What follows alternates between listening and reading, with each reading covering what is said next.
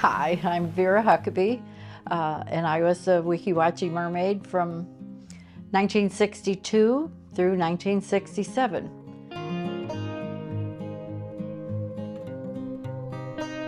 I grew up in Detroit, and we lived right on the water.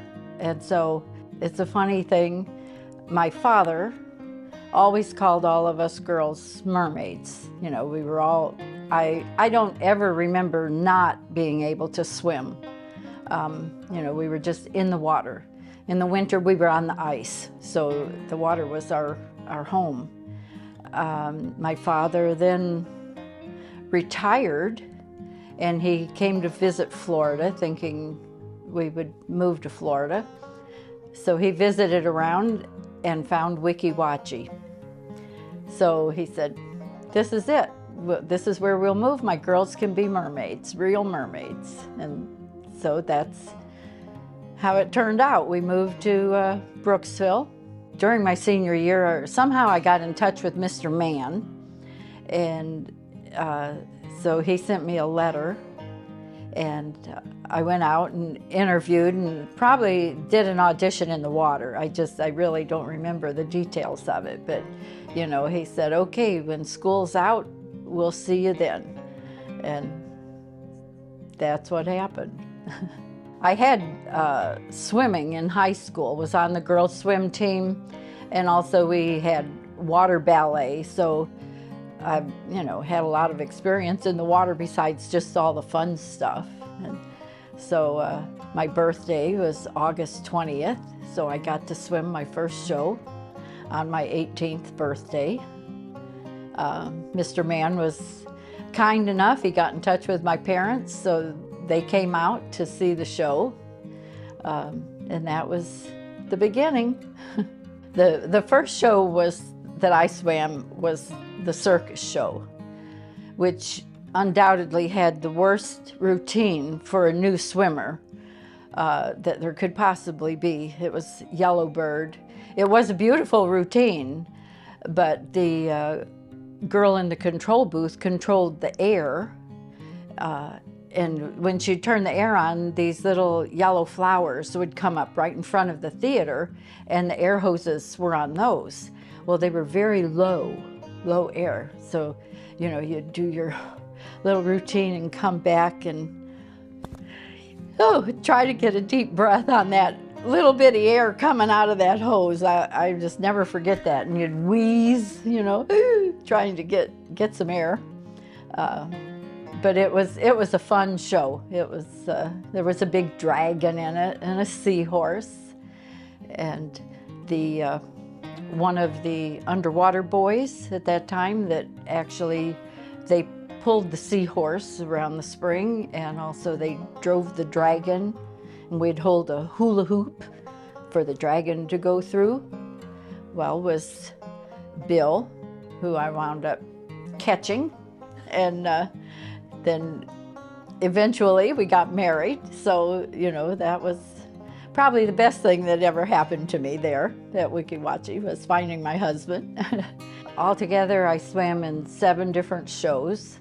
It was just a short time in the circus show, because at that time we changed shows every November 1st. We started a new show.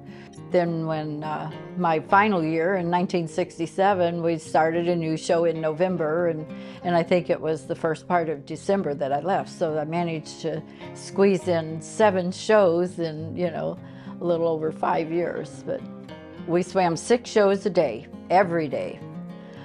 We were open 7 days a week. We had 1 day off a week, so we worked 6 days a week. So 6 shows a day. We would usually swim 3 shows, take tickets 1 show, and announce the other show, another show. So that was 5 out of the 6 that we worked. And then when we weren't working, we'd be back in the villa, busy crocheting, knitting, puzzles, whatever we were doing in our off time. We were told Don Knotts was in a movie, The Incredible Mr. Limpet. They were going to do the underwater premiere of the movie, and they actually showed the movie underwater. They had a screen out in the water, and everybody sat in the theater and to see the movie, and fish were swimming by. The whole crew from the movie was there. They were all there. I remember when the bus first got there, all the girls were out front to greet the bus.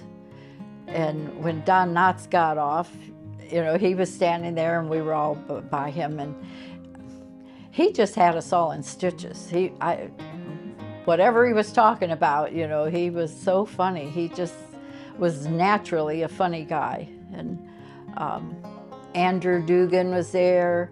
Arthur Godfrey was there. Just a lot of stars. Of course, there was a lot of press people. There was a lot going on. It was pretty cool. Route 66 did a show. That was a cool show on TV. It was Marty Milner, and I think it was George Maharis was in it, but then he quit and was replaced by Glenn Corbett, he was really nice. But that was a fun show. I got to swim in that show, and it was Marty Milner was like an underwater boy. That's what they were doing at the Springs. And the gist of the show was he saw a girl that shouldn't have been there, and it was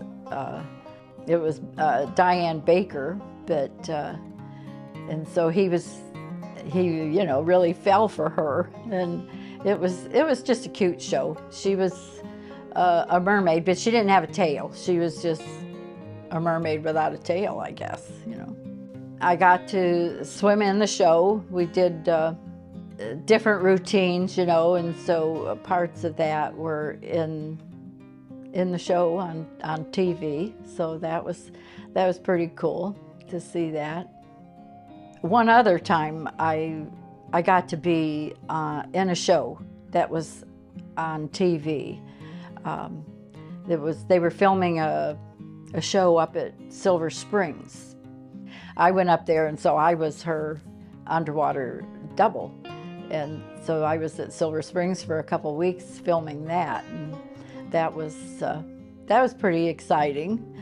One thing that I want to tell you, an experience I had when I was a young girl, I know I was 10 years old. A movie came out in the theaters, The Creature from the Black Lagoon. Scared me to death. I could still almost cry just thinking how scary it was. The first time I went to Silver Springs, there was a picture of the creature from the Black Lagoon that they had filmed part of it there. Well, that was just, oh my gosh, that was really scary to me to think that. And then come to find out years later that the guy that played the creature, Rico Browning, was a good friend of Newt Perry. I think it was the reunion that we had in 2012. Rico Browning was there. He came, and I had a picture taken with him, and I said, maybe this will get me past that, those bad memories, of now The Creature from the Black Lagoon is like a favorite now, I think what I miss the most is actually swimming with the air hose, and just the freedom of it, just being under there and just being under there. It was just, I do miss that. If I could, I don't get in the pool too much. I don't get in the river very much, but to actually be under the water swimming, that still interests me. That's always doing publicity pictures. I have, we took pictures. I have a picture of President Kennedy underwater, and they took pictures of that to send him for his birthday, to tell him happy birthday.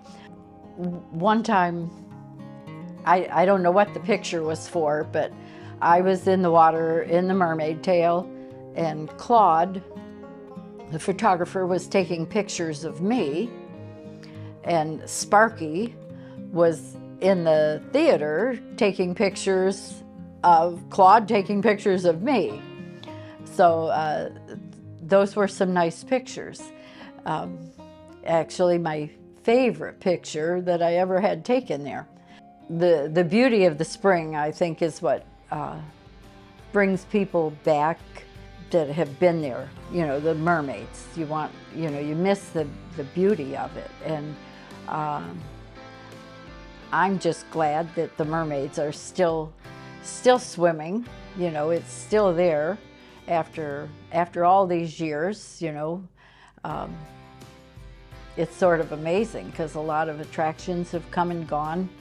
And it surprises me. Well, I can't say it surprises me, but when I go by the springs and see all the cars in the parking lot, you know, people still want to go there, and it's just rather exciting to think, yes, they're still coming to see the mermaids, you know, after 75 years.